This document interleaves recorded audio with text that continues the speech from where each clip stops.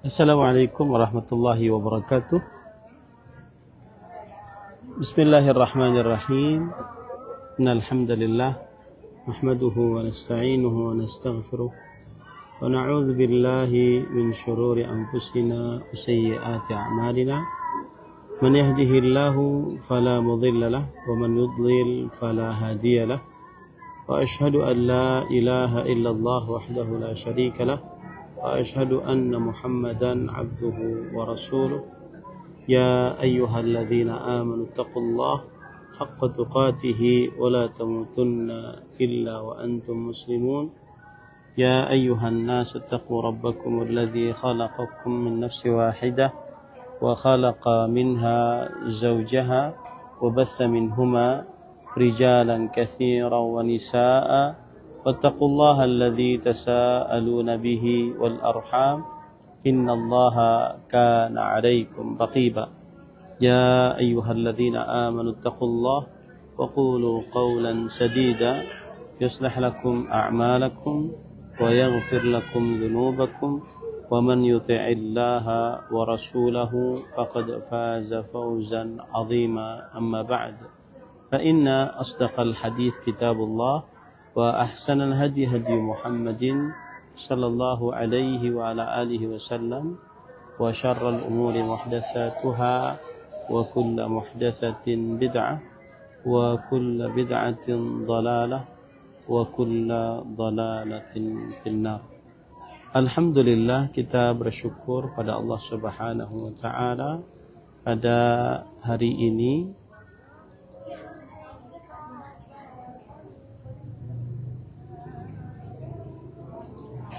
Alhamdulillah, kita bersyukur pada Allah Subhanahu wa taala pada hari ini, hari Jumat malam Sabtu 3 Al-Muharram atau 4 atau malam 5, malam yang kelima dari Al-Muharram 1448 Hijriah, 19 Juni 2026.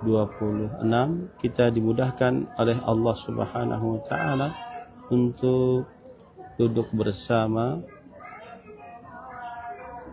di dalam sebuah kajian bersama Bumiku mengaji, membaca kitab Taujihat Islamiyah li Islahil Fardi wal Mujtama,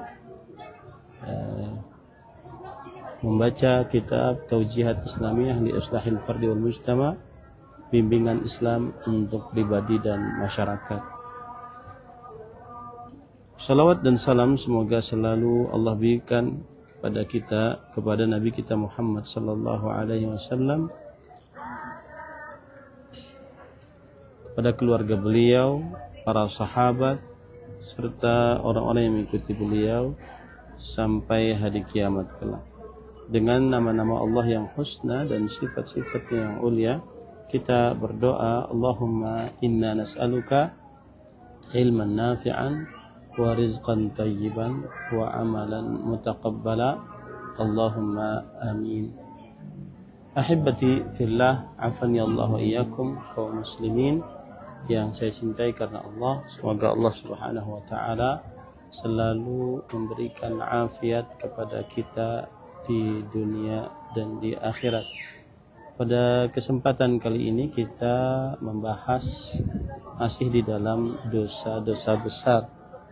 Kalau tidak salah, yang kita bahas adalah dosa-dosa besar yang berkaitan dengan ibadah kepada Allah Subhanahu wa taala. Dosa-dosa besar yang berkaitan dengan ibadah kepada Allah Subhanahu wa taala.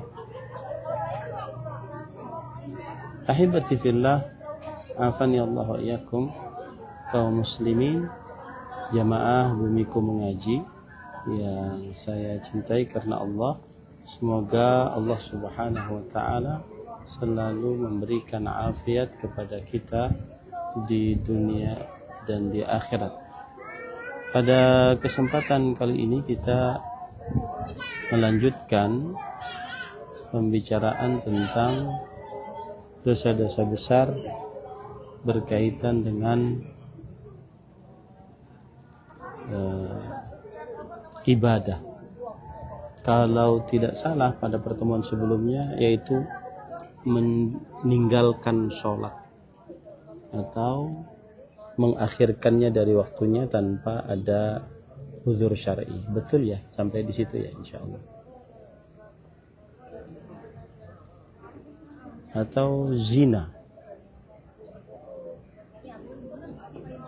Akhi Nabil,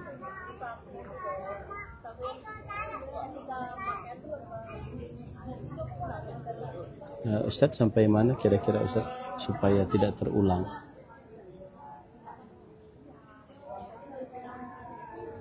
Sudah selesai. Oh, berarti sekarang kita masuk kepada zina ya.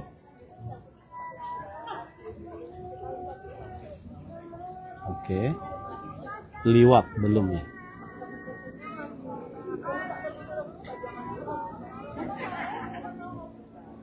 Liwat ya. Baik. Sekarang kita masuk kepada dosa-dosa besar di dalam perihal keluarga dan nasab. Zina sudah kita bahas. Kemudian juga liwat, yaitu hubungan lelaki dengan lelaki. Kemudian juga qadful muhsanatil mu'minatil ghafilat, yang artinya menuduh wanita yang suci, yang beriman dan tidak sadar dia di dalam dituduh di dalam berzina. Ini adalah termasuk daripada dosa besar yang disebutkan di dalam hadis-hadis Rasul Shallallahu Alaihi Wasallam. Kalau kita perhatikan hadis yang menunjukkan akan hal ini adalah Rasulullah Shallallahu Alaihi Wasallam bersabda di dalam hadis sahih tentang 7 orang yang dinaungi 7 orang yang atau 7 dosa besar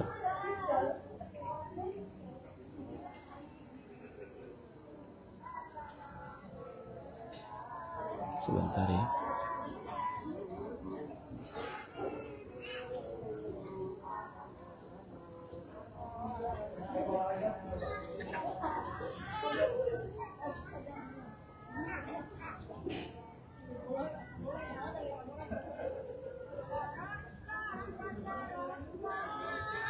Tujuh dosa besar.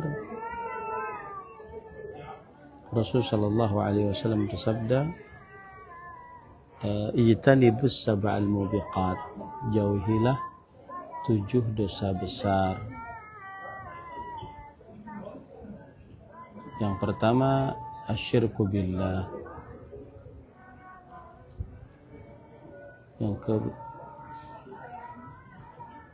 yang kedua adalah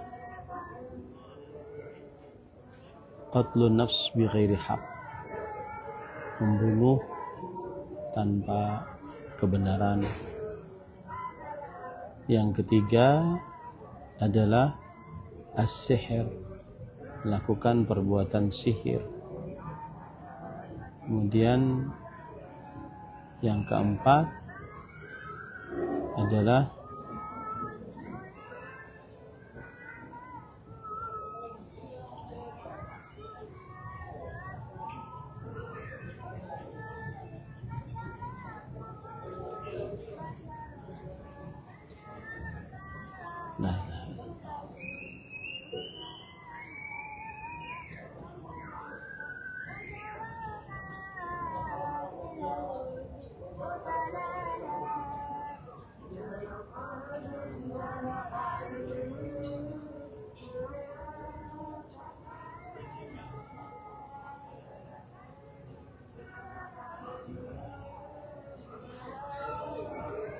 asyirku billah, mensyirikan Allah, melakukan sihir, kemudian membunuh jiwa tanpa yang diharamkan oleh Allah Subhanahu wa taala kecuali dengan kebenaran, makan harta anak yatim, kemudian tawalli yaumaz zahf, kabur dari medan pertempuran, kemudian qadful muhsanatil ghafilatil mu'minat, membunuh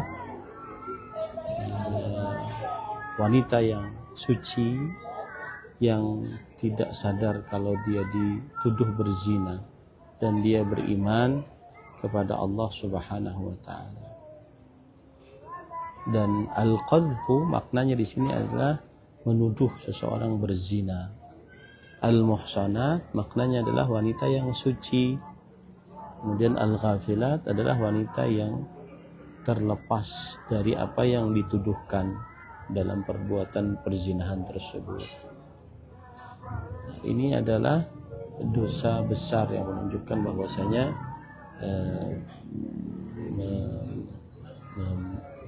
menuduh wanita berzina adalah termasuk daripada hal yang sangat tercela di dalam agama Islam.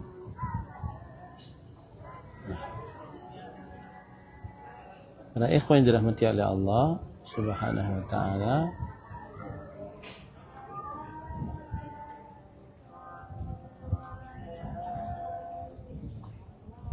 kemudian selanjutnya dosa besar yang berkaitan dengan keluarga dan nasab adalah yaitu penulis mengatakan at-ta'nu fi a'radihinna, yaitu mencela di dalam kehormatan para wanita tersebut.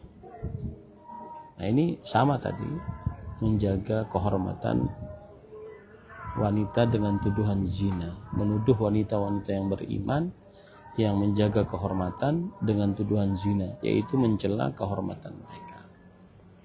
Kemudian penulis mengatakan wa tabarrujul mar'ati wa izharu sya'riha, yang artinya wanita menyerupai tabarruj wanita dan menampakkan rambutnya. Ini termasuk daripada dosa yang besar bagi perempuan, yaitu bertabarruj. Bertabarruj adalah wanita menampakkan perhiasan, kecantikan, atau aurat, atau hal-hal yang mengundang godaan di hadapan laki-laki yang bukan mahram.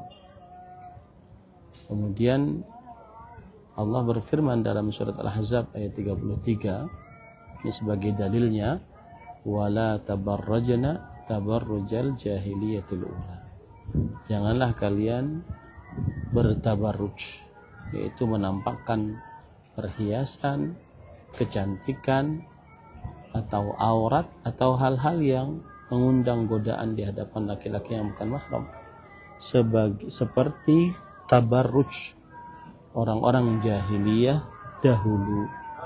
Quran surat Al-Ahzab ayat 33. Kemudian juga Allah berfirman dalam surat An-Nur ayat 31, wala yubdina zinatahunna illa ma dhahara minha, janganlah mereka menampakkan perhiasan mereka kecuali yang biasa nampak darinya. Ini para ikhwan dirahmati oleh Allah Subhanahu wa taala, kecuali yang biasa nampak darinya. Coba kita baca tafsiran dari tabarruj ini, disebutkan oleh Imam Ibnu Katsir rahimahullahu taala di dalam kitabnya Tafsir Quranil Azim. Beliau mengatakan bahwa qala Mujahidun kanatil mar'atu takhruju tamshi baina yaday rijal fadzalika tabarrujul jahiliyah, yang artinya adalah seorang wanita keluar rumah berjalan di hadapan para lelaki, maka itulah penampakan keindahan, kecantikan di masa jahiliyah oleh seorang wanita muslimah. Jadi hanya sekedar berjalan di hadapan laki-laki yang bukan mahramnya, maka itu disebut dengan tabarruj menurut Imam Mujahid rahimahullahu ta'ala. Kemudian berkata Qatadah bin Da'amah As-Sadusi rahimahullah, wala tabarrujna tabarrujal jahiliyatil ula, yaqul idza kharajtunna min buyutikunna wa kanat lahunna misyatun wa takassurun wa taghannujun fanahallahu an dzalik. Seorang atau para perempuan jika keluar dari rumah-rumah mereka dan mereka memiliki tata cara berjalan berlenggak-lenggok, maka itulah disebut dengan tabarruj, dan Allah Subhanahu wa taala melarang hal tersebut, menunjukkan tabarruj jahiliyah berjalan dengan melenggak-lenggak. Kemudian qala Muqatil bin Hayyan rahimahullah, Muqatil bin Hayyan rahimahullahu taala berkata, wattabarruju annaha tulkil khimara ala ra'siha wa la tashudduhu fayuwari qalaidaha wa qurutaha wa unuqaha wa yabdu dhalika kulluhu minha wa dhalika tabarruj thumma ammat nisa'ul mu'mina fi tabarruj. Yang artinya, dan seorang perempuan bertabarruj adalah seorang perempuan yang meletakkan kain di atas rambut kepalanya, kemudian dia tidak ikat di bawah dagunya, akhirnya memperlihatkan kalungnya, antingnya, kemudian lehernya karena tidak diikat di sini, maka dan seluruhnya terlihat darinya. Dan demikianlah yang disebut dengan tabarruj. Kemudian tabarruj itulah yang akhirnya tersebar di tengah wanita-wanita beriman. Nah, ini yang disebut dengan tabarruj. Ya, para ikhwan yang dirahmati oleh Allah Subhanahu wa taala.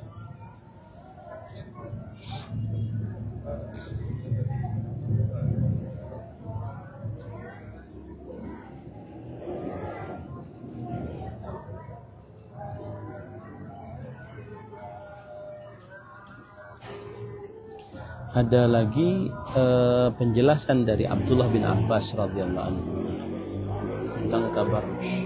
Beliau mengatakan, kanat fima baina Nuhin wa Idris, dahulu antara Nabi Nuh dengan Nabi Idris alfasanah, jaraknya 1000 tahun. Wa inna batnalini min waladi Adam kan ahaduhuma yaskunus sahla wal akhiru yaskunul jabal.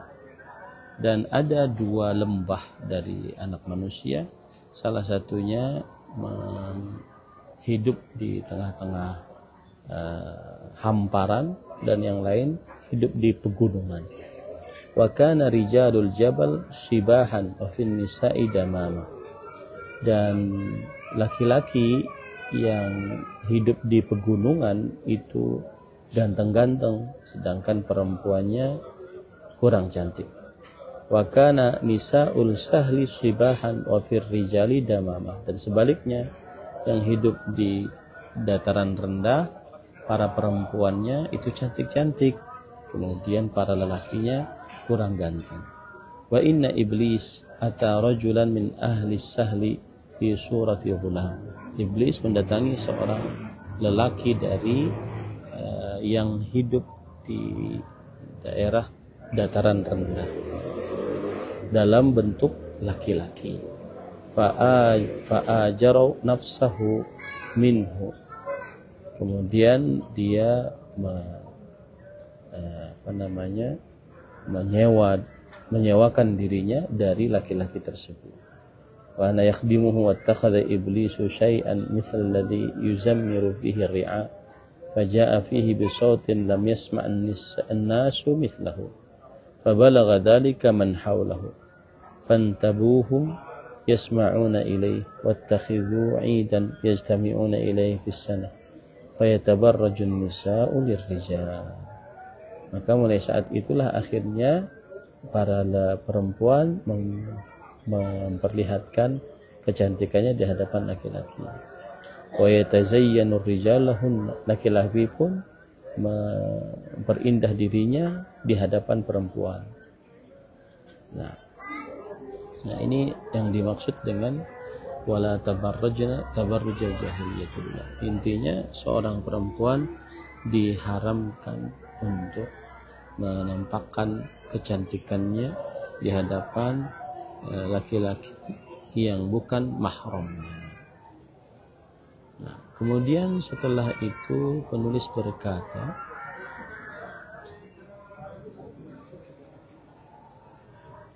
wa tashabbuhun nisa'i birrijal, yang artinya dan wanita menyerupai laki-laki. Warrijali bin nisa, dan laki-laki menyerupai wanita. Ini salah satu dosa besar yang berkaitan dengan keluarga dan keturunan, yaitu menyerupakan diri menjadi lawan jenisnya. Rasul sallallahu alaihi wasallam melaknat akan hal ini dalam hadis riwayat Bukhari, la'na Rasulullah sallallahu alaihi wasallam al-mutasyabbihina minar rijal bin nisa wal mutasyabbihati minan nisa'i bir rijal. Rasulullah sallallahu alaihi wasallam melaknat laki-laki yang menyerupai wanita dan wanita yang menyerupai laki-laki. Hadis riwayat Al-Bukhari. Dan berbagai macam penyerupaan dari laki-laki dengan perempuan.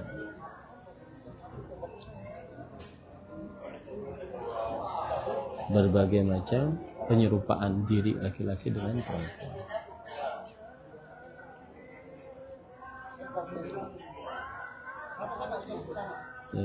Para ikhwan yang dirahmati oleh Allah Subhanahu wa taala, saya sebutkan dalil-dalil yang lebih banyak, di antaranya yang pertama yaitu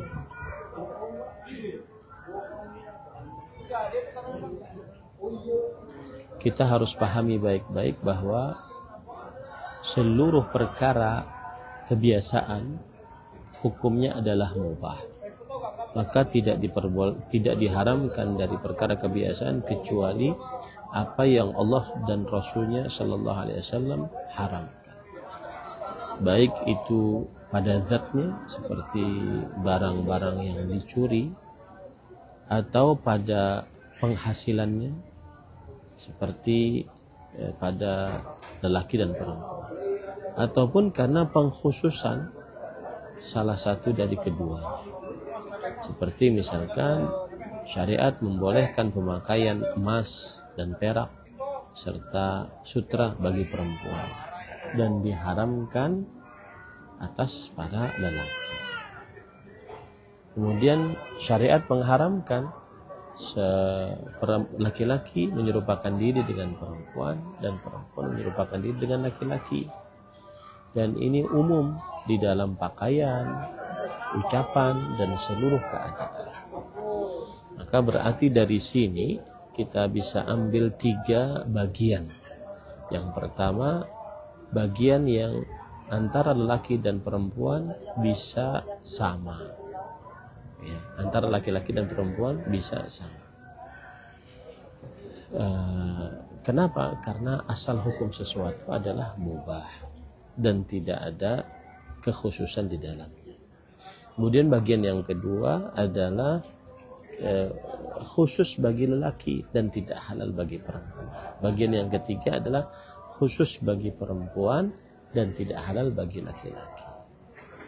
Apa hikmah di dalam pelarangan menyerupakan diri dengan lawan jenis?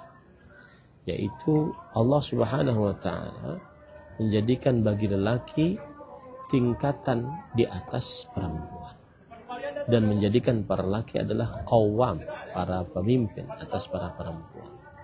Kemudian Allah Subhanahu wa taala mengistimewakan para lelaki ini dengan berbagai macam perkara yang merupakan kekuatan bagi para lelaki.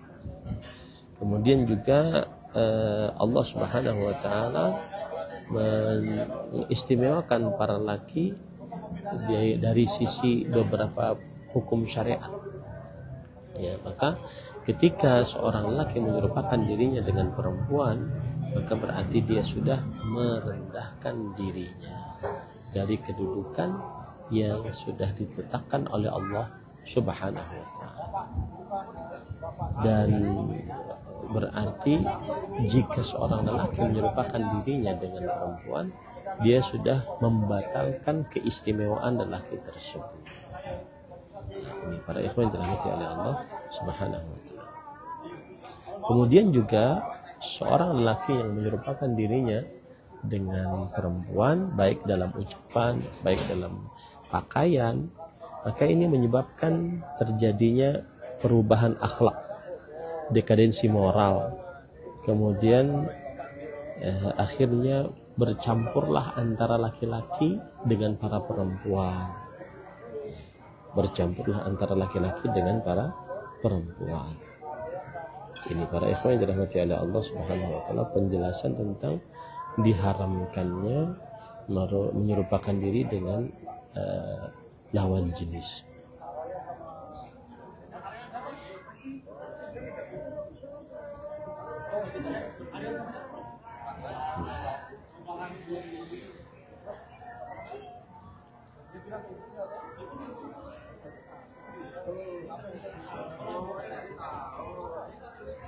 Baik.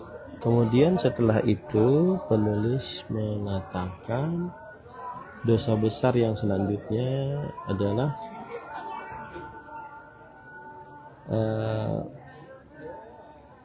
kahalqil lihyah, seperti memotong jenggot atau menggundul jenggot.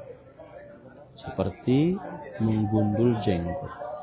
Ya, menggundul jenggot itu adalah menyerupakan diri dengan perempuan. Menggundul itu berarti menghapuskan menghapuskan jenggot sebenar-benarnya. Ya, tidak ada tersisa. Itu termasuk daripada menyerupakan diri dengan perempuan. Ada berbagai macam pendapat para ulama dan perkataan para ulama tentang akan hal ini. Saya bacakan beberapa hal yang berkaitan dengan tersebut. Para ikhwan yang dirahmati oleh Allah Subhanahu wa taala, disebutkan oleh Ibnu Hazm dalam kitab Maratibul Ijma', ittafaqu anna halqa jami'il lihyah muthlah la tajuz. Para ulama bersepakat bahwa mencukur, menggundul habis seluruh jenggot adalah termasuk mutilasi, tidak diperbolehkan. Berkata juga Abul Hasan Ibnul Qattan dari mazhab Maliki, wattafaqu anna halqal lihyah muthlah la tajuz.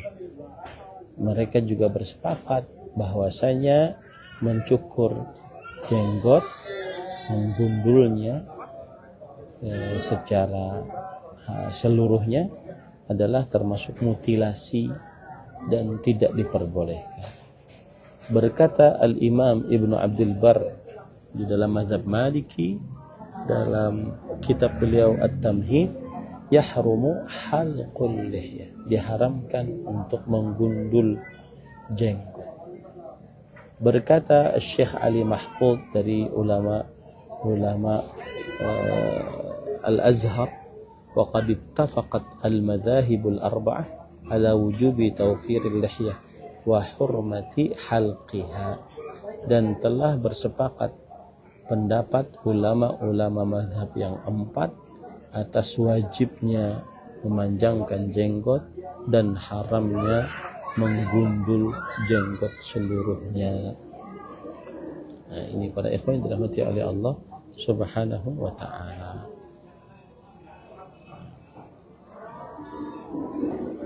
Dan ini adalah pendapat jumhur dari mazhab Hanafi, Maliki, Hambali, dan sebagian dari ulama mazhab Syafi'i bahwa haram menggundul jenggot. Bahkan dinukilkan ijma atasnya sebagaimana yang saya sebutkan tadi. Salah satu yang menukilkan ijma juga adalah Ibnu Qattan, sudah kita sebutkan tadi. Ya, dalil-dalil yang menunjukkan akan hal ini adalah hadis Rasul sallallahu alaihi wasallam riwayat Muslim dari Abdullah bin Umar radhiyallahu anhu, "Uhfus syawariba wa a'ful liha." Yang artinya tipiskanlah kumis dan a'fu al-liha artinya biarkanlah, lebatkanlah jenggot. Kemudian juga berdasarkan hadis riwayat Imam Bukhari dari Abdullah bin Umar radhiyallahu anhu, "Khaliful musyrikin wa waffirul liha wa ahfus syawari." Selisihilah dirimu dengan orang-orang musyrik dan waffiru, lebatkanlah, perbanyaklah jenggot dan tipiskanlah kumis. Begitu juga dalam hadis riwayat Bukhari dari Abdullah bin Umar juga, "Anhikus syawari wa a'ful liha." Tipiskan kumis dan ta'fu al-liha, yaitu biarkanlah dia, perbanyaklah dia, lebatkanlah dia jenggot. Kemudian juga berdasarkan hadis riwayat Muslim, "Uhfus syawari wa awfu al-liha." Dan tipiskanlah kumis. Awfu artinya adalah disempurnakan, tidak dikurangi liha tersebut ataupun jenggot tersebut. Kemudian juga dalam hadis yang diriwayatkan oleh Imam Muslim juga dari Abu Hurairah radhiyallahu anhu, beliau bersabda, "Juzus syawarib wa arhu." Arhu artinya panjangkanlah, biarkanlah memanjang jenggot tersebut. Inilah tiga lafaz: a'fu, aufu, arhu, arju, waffiru. Ini tidak dilakukan lagi bahwa menggundul jenggot dan tidak memperbanyaknya menyelisih perintah. Dan asal hukum perintah menunjukkan kepada kewajiban. Dan ini termasuk daripada yang kita sebutkan tadi, yaitu bahwa dia termasuk dari menyerupakan diri dengan para perempuan. Kalau seandainya digundul habis, menyerupakan diri dengan para perempuan. Nah, kemudian selanjutnya penulis mengatakan, wa uququl walidain adamu ita'atihima fi ghairi ma'siyah. Wa uququ walidain adamu ita'atihima fi ghairi ma'siyah. Para ikhwan yang dirahmati oleh Allah, ini termasuk daripada dosa besar, yaitu durhaka kepada orang tua, tidak taat kepada mereka di dalam perkara yang bukan maksiat.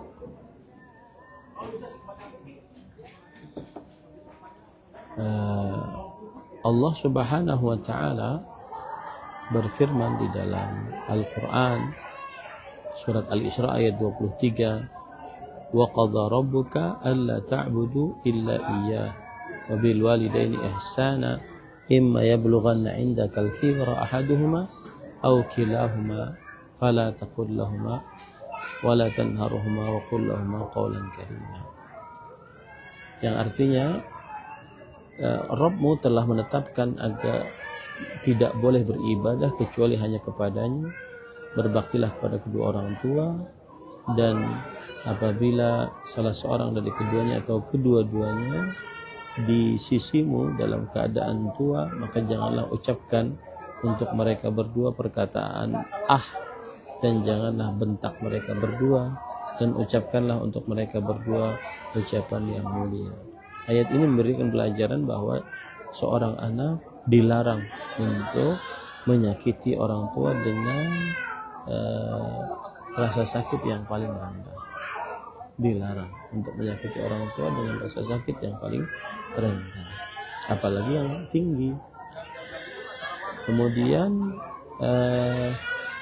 wajib untuk mentaati kedua orang tua selama itu bukan maksiat, sebagaimana disebutkan dalam surat Luqman ayat 15, wa in jahadaka ala an tusyrika bi ma laysa laka bihi ilm fala tuti'huma wa sahibuhuma fid dunya ma'rufa.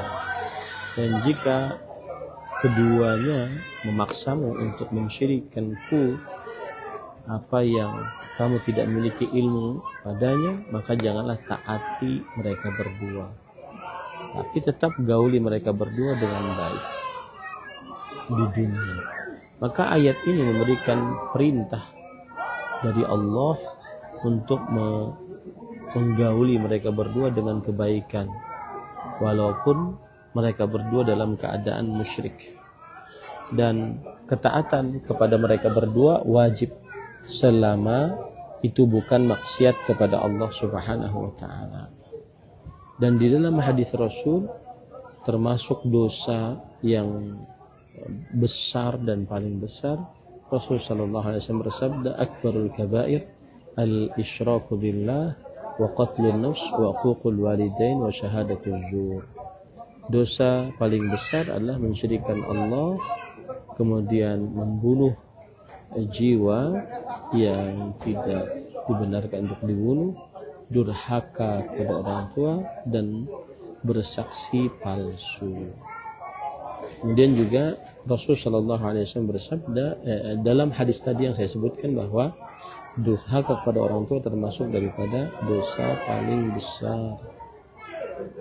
Kemudian juga durhaka kepada orang tua diharamkan dari surga. Dalam hadis Rasulullah SAW bersabda, "Salasatun harramallahu tabaraka wa ta'ala ihul jannah." 3 orang yang diharamkan oleh Allah Subhanahu wa taala atas mereka surga. Yang pertama yaitu mudminul khamr, orang yang kecanduan minum khamr. Yang kedua al-'aq, durhaka.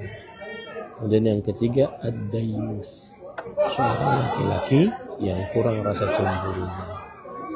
Maka durhaka pada orang tua, tidak taat pada orang tua dalam perihal yang ma'ruf termasuk daripada durhaka, dan durhaka diharamkan dari surganya Allah Subhanahu wa taala. Harus dipahami juga bahwa ada kaidah wajibnya taat kepada orang tua hanya di dalam perihal yang ma'ruf. Adapun dalam perihal maksiat maka tidak wajib taat. Rasulullah SAW bersabda, la ta'ata li makhluqin fi ma'siyatillah.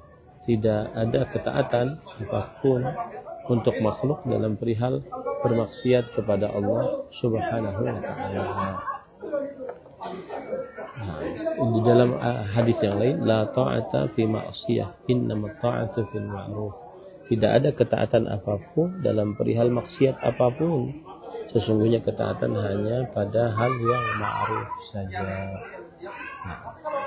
Ini semua menunjukkan kepada bahwa wajib untuk menjauhi dosa-dosa besar, yaitu berupa salah satunya durhaka kepada kedua orang tua.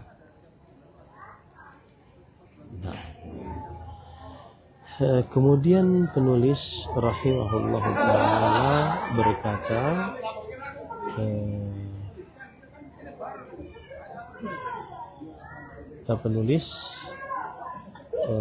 wa hijranul arham min ghairi sababin masyru'. Hijranul arham min ghairi sababin masyru', termasuk daripada dosa besar yang berkaitan dengan keluarga dan keturunan adalah menjauhi rahim-rahim tanpa ada sebab yang disyariatkan. Memutus hubungan rahim termasuk dari dosa besar jika tanpa ada sebab. Ya, dan ini haram dengan ijma' para ulama. Dan Allah Subhanahu wa taala telah mengancam orang yang memutus hubungan rahim, dia diancam dijauhkan dari rahmat Allah, diancam dijauhkan dari kasih sayang Allah Subhanahu wa taala. Allah berfirman di dalam Al-Qur'an, "Fahal asaitum in tawallaitum an tufsidu fil ard wa tuqatti'u arhamakum ulaika alladhina la'anahumullah fa asammahum wa a'ma absarahum."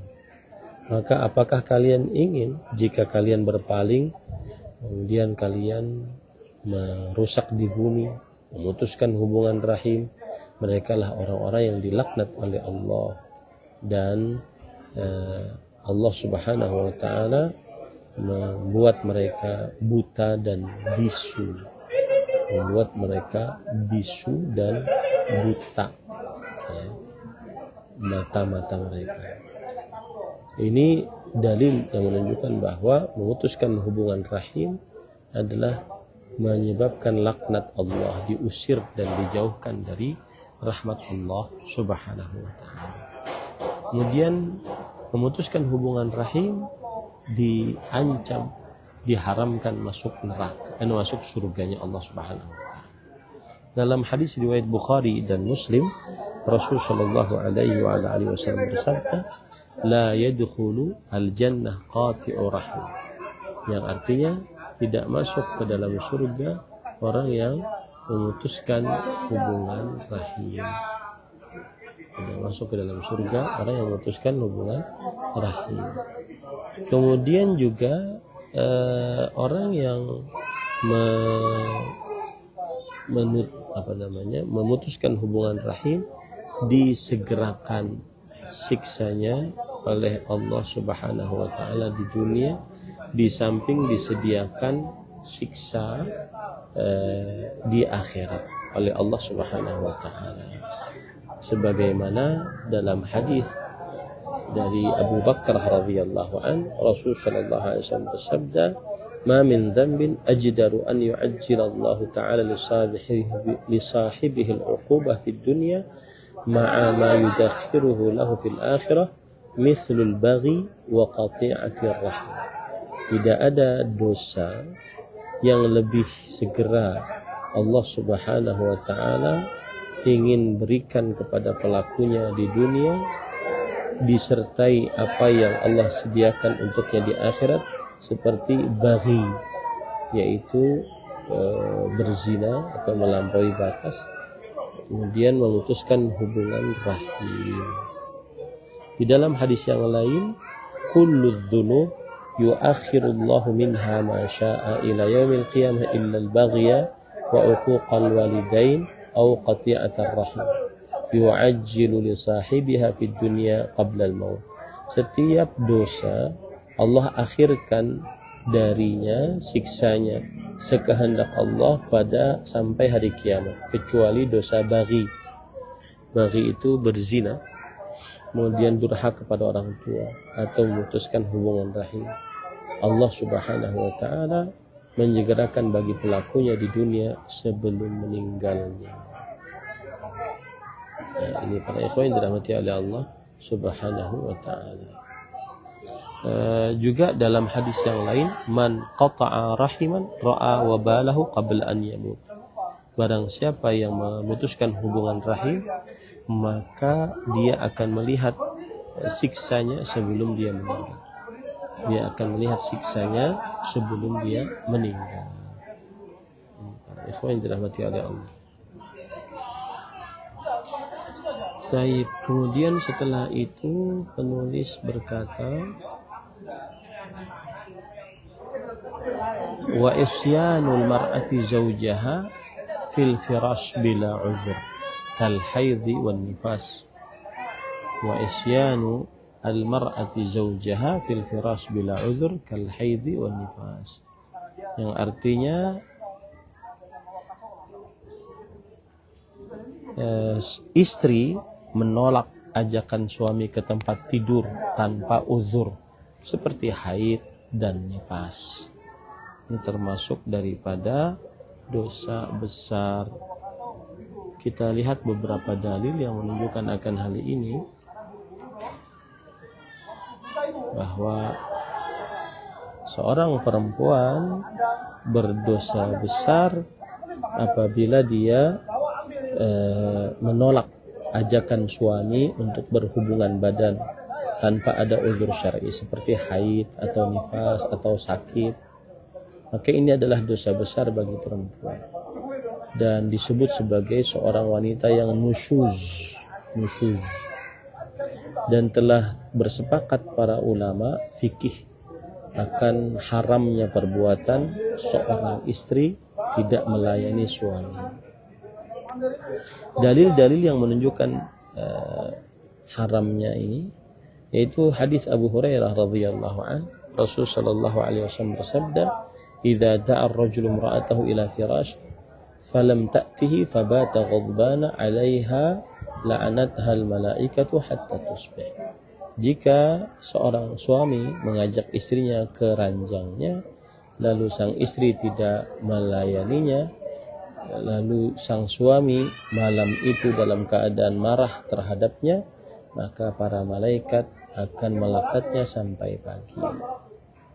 Dalam riwayat yang lain, kana alladhi fis sama sakhitan 'alaiha hatta yarda 'anha zawjuha.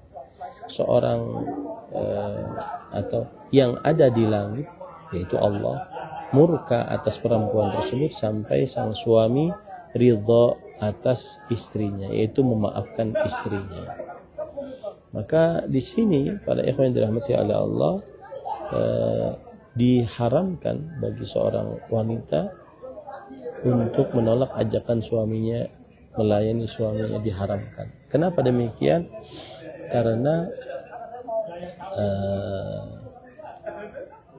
kecuali dalam keadaan haid, nifas ataupun sakit. Kecuali dalam keadaan haid, nifas ataupun sakit. Kenapa demikian? Karena seorang suami jika tidak bisa melampiaskan syahwatnya dengan istrinya, dikhawatirkan terperosok ke dalam perbuatan zina.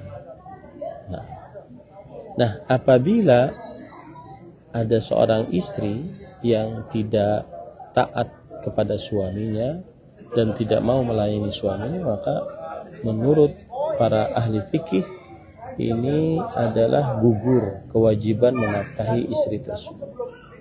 Gugur kewajiban menafkahi istri tersebut. Dan cara menghadapi istri yang nusyuz disebutkan oleh Allah dalam Al-Quran, wallati takhafuna nusyuzahunna fa'idhuhunna wahjuruhunna fil madaji' wadribuhunna fa in ata'nakum fala tabghu 'alaihinna sabila. Wanita-wanita yang kalian khawatirkan berbuat nusyuz, maka nasihati. Cara yang pertama. Wahjuruhunna fil madaji'. Yang kedua, kalau tidak bisa, maka boikot di dalam ranjang. Kemudian yang ketiga, wadribuhunna, dan pukullah.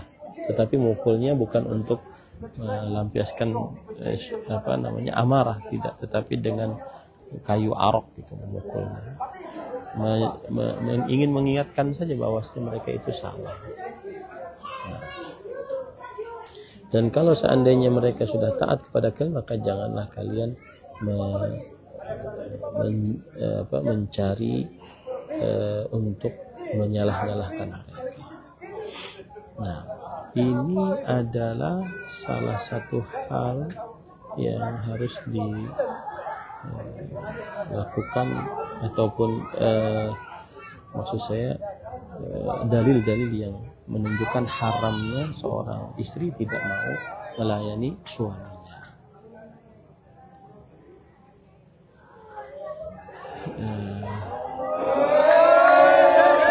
Kemudian para ikhwah yang dirahmati oleh Allah Subhanahu wa taala,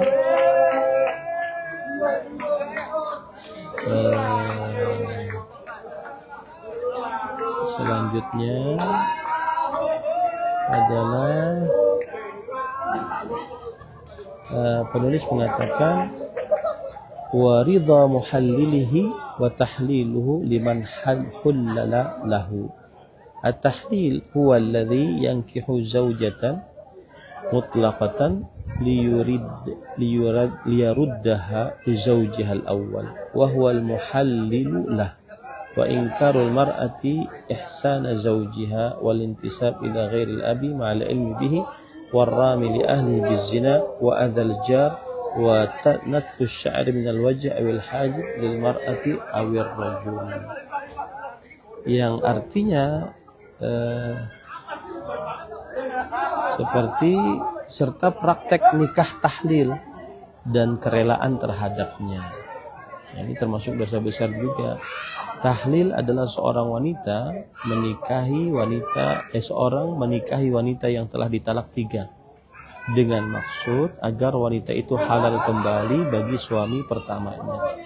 Orang itu disebut muhallil, sedangkan suami pertama disebut muhallalahu. Termasuk ini adalah dosa besar, ya. Ini adalah dosa besar. Dalil-dalil yang menunjukkan akan hal ini adalah la'ana Rasulullah sallallahu alaihi wasallam al-muhallila wal muhallala lahu. Rasulullah SAW melaknat muhallil dan muhallalahu. Nikah tahlil sekali lagi adalah seseorang menikahi wanita yang telah ditalak 3 dengan niat agar wanita itu halal kembali bagi suami pertama. Nah, ini dosa besar. Pernikahan ini tidak boleh dijadikan permainan untuk menghalalkan wanita bagi suami pertama. Pernikahan adalah akad yang agung, bukan rekayasa untuk mempermainkan hukum Allah Subhanahu wa Ta'ala. Kemudian selanjutnya, dosa besar yang selanjutnya adalah yaitu ingkarul mar'ati ihsana zawjiha, yang artinya wanita mengingkari kebaikan suaminya. Wanita mengingkari kebaikan suaminya. Hal ini sebagaimana hadis Rasul sallallahu alaihi wasallam riwayat Bukhari dan Muslim. Nabi Muhammad SAW bersabda tentang sebab banyaknya wanita menjadi penghuni neraka. Yakfurnal ashir wa yakfurnal ihsan. Lau ahsanta ila ihdahunna ad-dahra thumma ra'at minka syai'an qalat ma ra'aitu minka khairan qat. Yang artinya mereka mengingkari suaminya dan mengingkari kebaikan suami. Seandainya engkau berbuat baik kepada salah seorang dari mereka, yaitu istri, sepanjang masa, sepanjang pernikahan, lalu ia melihat sesuatu yang ia tidak sukai darimu, ia berkata, aku tidak pernah melihat kebaikan sedikit pun darimu. Nah, ini adalah dosa yang banyak terjadi. Seorang istri melupakan kebaikan suaminya ketika sang istri marah. Ya. Hadis ini bukan celaan kepada semua wanita, tetapi peringatan terhadap sifat buruk yang harus dijauhi oleh wanita tersebut. Nah, kemudian selanjutnya penulis mengatakan walintisab ila ghairil abi ma'al ilmi bihi. Walintisab ila ghairil abi ma'al ilmi bihi. Yang selanjutnya adalah menisbatkan diri kepada selain ayah kandung padahal ia tahu. Tidak boleh menisbatkan diri kepada selain ayah kandung. Ya, karena Rasulullah SAW bersabda, "Faman idda'a ila ghairi abihi wa huwa ya'lamu annahu ghairu abihi fal jannatu 'alaihi haram." Hadis riwayat Bukhari Muslim. Barang siapa mengaku bernasab kepada selain ayahnya padahal ia tahu bahwa orang itu bukan ayahnya, maka surga haram baginya. Maksud haram di sini adalah ancaman yang sangat keras bagi pelakunya jika ia menghalalkan atau meremehkannya. Adapun anak angkat boleh dipanggil dengan panggilan sayang, tetapi tidak boleh diubah nasabnya.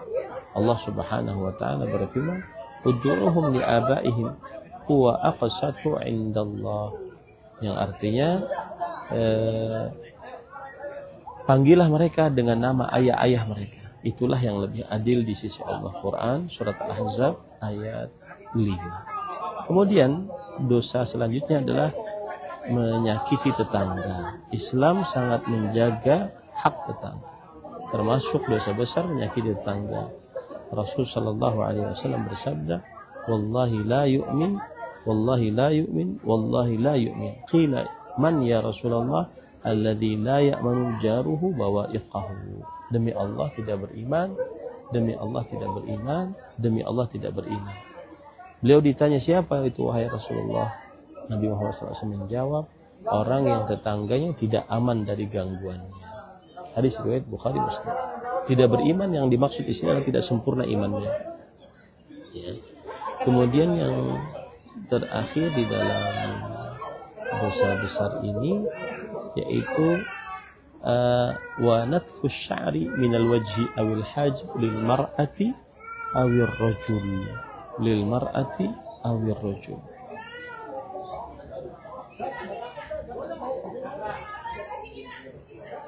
Para ikhwah yang dirahmati oleh Allah Subhanahu wa taala, yang selanjutnya adalah yang terakhir dalam nomor ini, mencabut rambut wajah dan alis. Alis termasuk kecantikan yang diciptakan oleh Allah. Maka ketika mencabut alis untuk kecantikan termasuk perbuatan yang dilarang. Di dalam hadis disebutkan sebagai an-namsu, yaitu mencabut rambut wajah atau alis untuk berhias dengan cara yang diharamkan. Abdullah bin Mas'ud radhiyallahu anhu, sahabat Nabi, mengatakan, la'anallahu al-washimat wal mustawshimat wan namisat wal mutanammisat wal mutafallijati lil husn wal mughayyirati khalqallah. Allah melaknat wanita-wanita yang mentato dan wanita-wanita yang minta ditato, wanita-wanita yang mencabut alis dan yang meminta dicabut alisnya, wanita-wanita yang menggelengkangkan gigi demi kecantikan yang merubah ciptaan Allah. Adapun menghilangkan rambut yang mengganggu atau tumbuh pada tidak wajar seperti kumis pada wanita, rambut yang menimbulkan aib besar, maka para ulama membahas secara khusus dan tidak disamakan dengan an-nams yang diharamkan. Nah, ini para ikhwan yang dirahmati oleh Allah. Kajian kita pada kali ini, saya sangat mohon maaf belum bisa menjawab pertanyaan. Kira-kira itu yang bisa disampaikan pada kesempatan kali ini. Kita cukupkan dengan kafaratul majlis dan saya langsung live pertemuan. Kita cukupkan. Subhanakallah bihamdik, asyhadu an la ilaha illa anta, astaghfiruka wa atubu ilaik. Wa sallallahu ala nabiyina Muhammad walhamdulillahirabbil alamin. Wassalamualaikum warahmatullahi wabarakatuh.